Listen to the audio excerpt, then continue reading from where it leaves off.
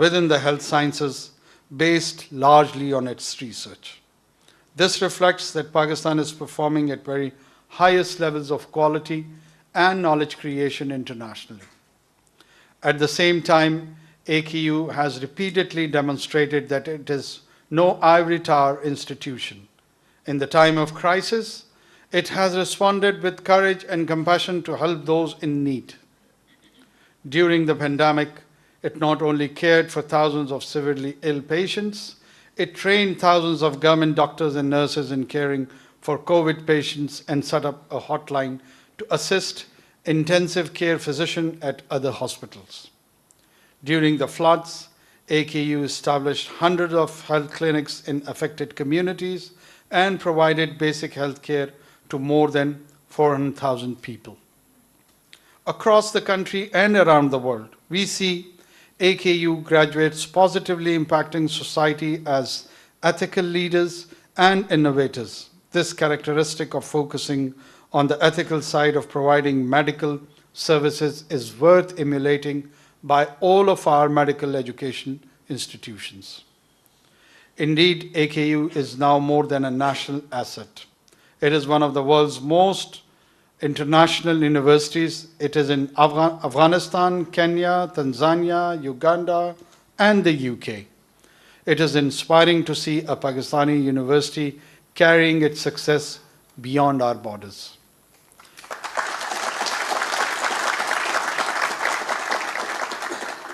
AKU's impact is a testament to the vision and generosity of His Highness the Aga Khan. His Highness has always believed that the people of Pakistan deserves the very best in health and education. For over 40 years, he has been acting on the belief and inspiring countless other people to do so. It is a pleasure to be able to publicly thank His Highness for his leadership.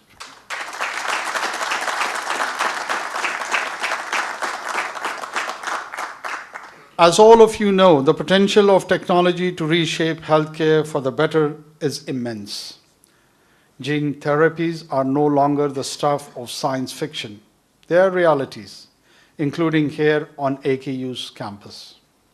Digital technology is a powerful tool for health care providers, whether you are talking about electronic health records, telehealth, or mobile apps like the one developed by AKU for lady health workers in Gilgit-Baltistan.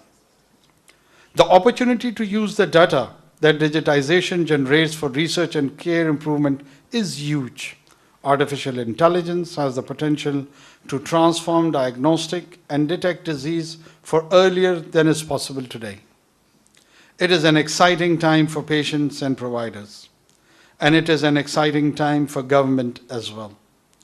We are eager and determined to take advantage of the opportunities that technology creates to enhance access to high-quality preventive and curative care for the population, including and especially the most vulnerable.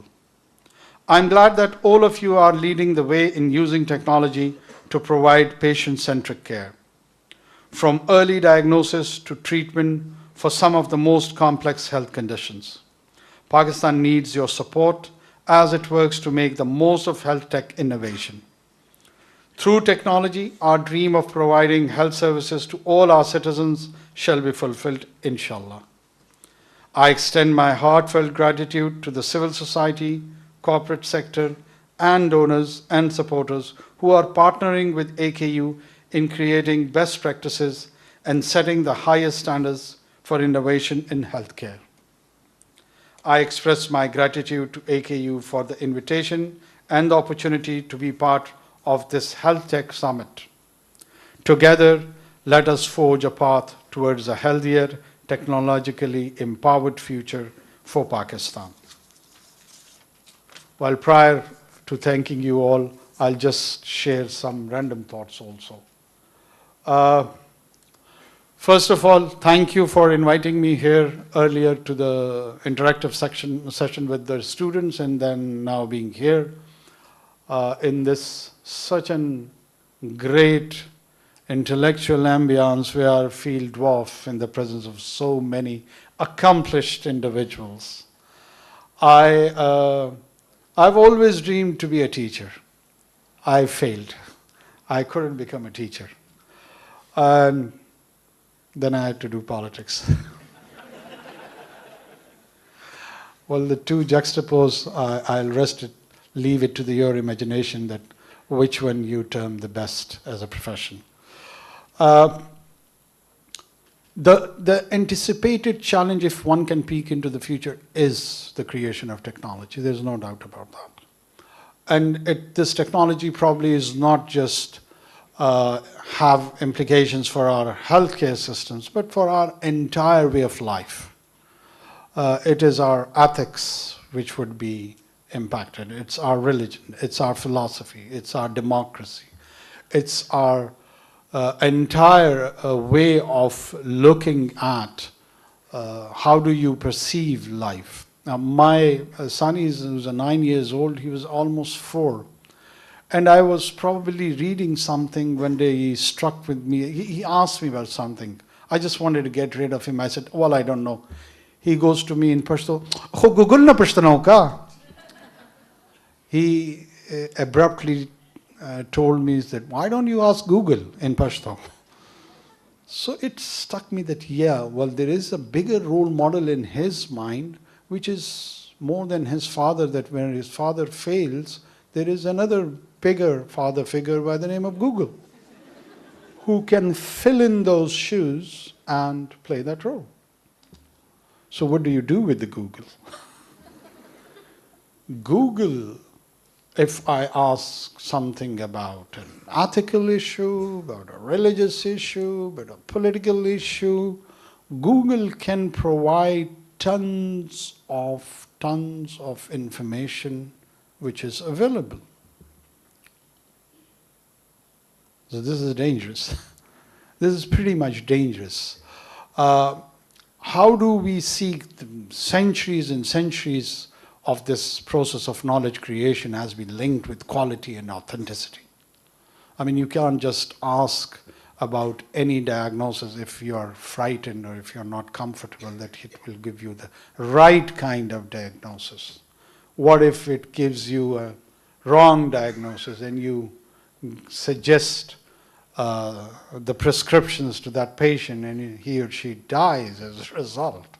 So there will be a small technological error, but there's a real-time consequence. So what do we do with these challenges? Any sort of wrong application of the technology is part of the challenge. How do you deal with the technology? So here comes the regulations, the role of the government, partnering with all the R&D based interventions, that on one hand you have to encourage that the research and development should go on, and under the name of regulation, they should not be stifled. And at the same level, that you want to balance it out, that it does not have kind of negative implications for the general social order.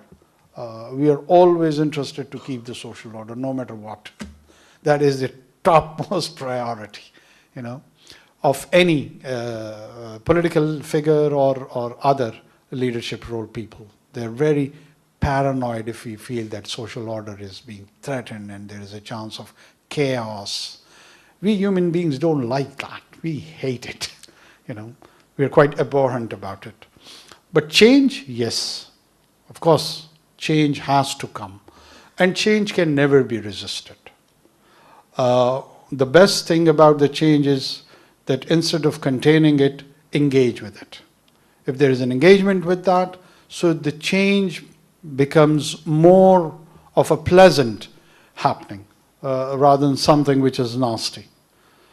So I'm glad that I'm here. I'm trying to pick from the suggestions which has been formally given to me or which would be sent to me later to my office. I stand committed here that I will take all these input quite seriously. We will deliberate over it. We have got specific offices to focus on this, and this idea of having an authority, which probably you suggested, it was the pick for yesterday's discussions. We'll take it on and we'll try to institutionalize that. And if we can get some sort of think tanks or council for the guidance of the technology, would be a brilliant idea. Let's have more conversation, be it from related to AI or any other technology. सितारों से आगे जहां और भी हैं, अभी इश्क के इम्तिहान और भी हैं. He's a very famous Urdu poet and quite imaginative. He's referring to the exploration and discoveries of the universe, that there are worlds beyond the appearance of all these stars. So the love or the passion is demanding to explore the universe further. So there's an ongoing activity of creativity and exploring it. So this AI is not an end in itself. It's just probably a beginning. We don't know if somebody could peek into future, that what lies there.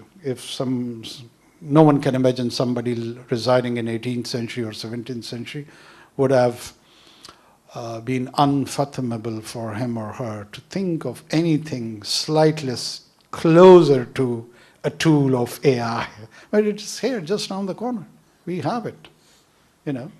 So down the line, after 1,000 years, in next millennia, in the same kind of an auditorium, someone would click it and recreate what we were talking over here.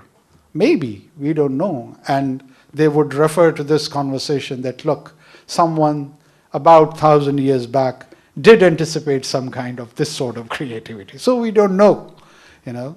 It's all human imagination, which has a capacity indefinite.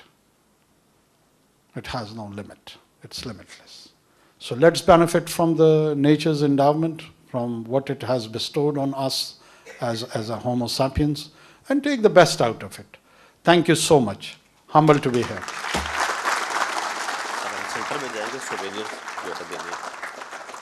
Thank you very much, Prime Minister.